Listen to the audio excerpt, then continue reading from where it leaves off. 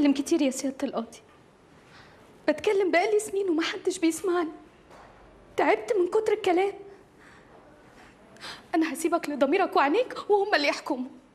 ده جوزك اللي ضربك كده يا سلمى؟ أيوة يا سيادة القاضي. أيوة. وكل يوم من ده، وربنا وحده اللي عالم.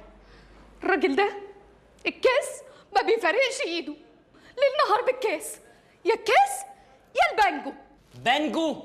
صرف كل فلوسه على ملذاته يا سيادة القاضي، وغير كده بيصرفش علينا مليم واحد.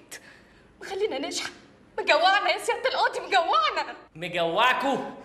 طيب انا راضي ذمتك يا سعاده القاضي. ده منظر خدود جعانه؟ إن جيت للحق لا. مدام سلمى، أنت لسه مصممة على الخلع؟ ايوه يا سيادة القاضي. ايه ده؟ ومش هتنازل ابدا ابدا ابدا. افواري فاضل واحده. ابدا.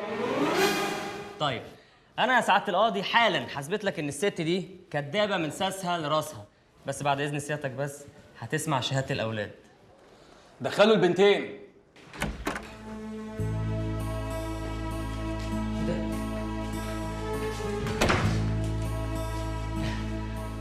مين دول؟ البنات فين؟ قولي لي يا حبيبتي، بابا بيعملكوا كويس في البيت؟ إن جيت الحق يا سيادة القاضي، أبويا طول عمره إنسان محترم. ظهر الحق. يلا السلام عليكم. اي اوامر؟ بس محترم مع الأغراب، إنما معنا إحنا منتهى القسوة، منتهى الالتهاب، منتهى الاحتقان. التهاب واحتقان؟ ايه ما كنتش معاكم منتهى اللوز؟ اسكت لو سمحت. انظروا إليه، انظروا إليه ذا المتهم. ارفع بقى القناع اللي أنت لابسه ده ووريهم وشك الحقيقي يا عمر يا رشدي. حلو كده؟ وانت يا حبيبتي؟ كان نفسي أقول إنه كويس، لأن هو أبويا اللي جابني للدنيا. بس يا خسارة، مش هي دي الحقيقة. الحقيقة يا ست القاضي إنه فضل أهواءه الشخصية عن بيته ومراته وولاده. سعادة القاضي، أنا جوايا جرح كبير أوي عمال بينزل، جرح ممرر طعم الأيام في عينيا. ممرر ايه ياما؟ طعم الأيام في عينيا. هو ده العدل يا حكومة؟ هو ده العدل يا ناس؟ أنا بجد مظلومة مظلومة مظلومة. الله، برافو، الله عليك يا ست، الله يا فنانة. يا ابني انت في محكمة. ويا أختي. اختي؟ مدام سلمى، عندك حاجة عاوزة تضيفيها؟ هقول ايه يا سيادة القاضي؟ بديك شفت وسمعت كل حاجة. خش. لا، ما شفتش كل حاجة. شفت دي من ايه؟ رحت افتح التلاجة، كنت عطشانة؟ عطشانة. رحت اشرب بق ميه يا ست جوعي، قام معلمني بالكسلك في الترقوم. وانت يا استاذ عمر، مش عاوز تقول حاجة؟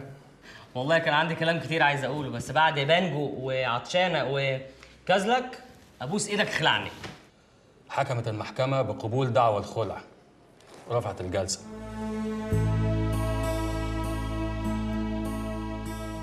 انت متضايقه ليه دلوقتي؟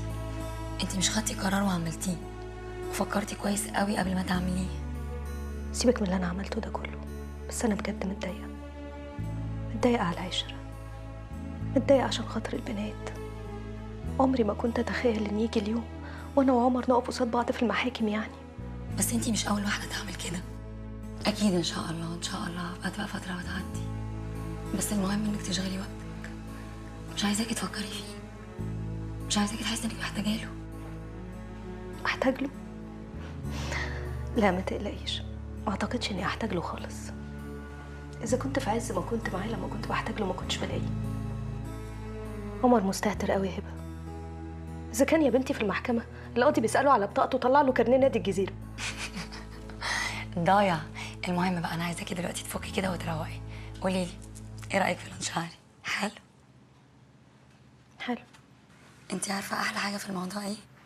ان انت والبنات هتقعدوا معايا. معلش يا هبه، احنا هنتقل عليكي شويه، بس ده وضع مؤقت يعني، يومين كده لغايه لما اجيب بيت. ايه اللي انت بتقوليه ده اصلا؟ انت عبيطه يا بنتي، ده بيتك.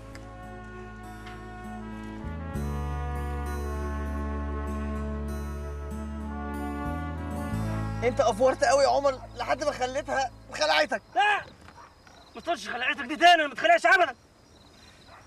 انا بس اتطلقت. قصدي طلقتك. لا دي كمان وحشه، ما تقولهاش. لا غير. احنا عادي يعني. فركشنا. فركشتك. انا تخلعني بنت المقشفه. يرضيك يا جميل، صاحبك يترمي على اليمين.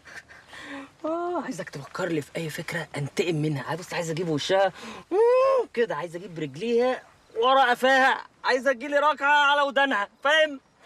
فكر. لا ده ايه؟ ما يغسل الموزة ولا يخليها تغلي كده وبابلز كتير كده الا موزة زيها، ان لم تكن امز منها. انت قصدك ايه بالكلام ده؟ اخطب اخطب؟ يا عمر. يا عمر؟ اخطب يا عمر.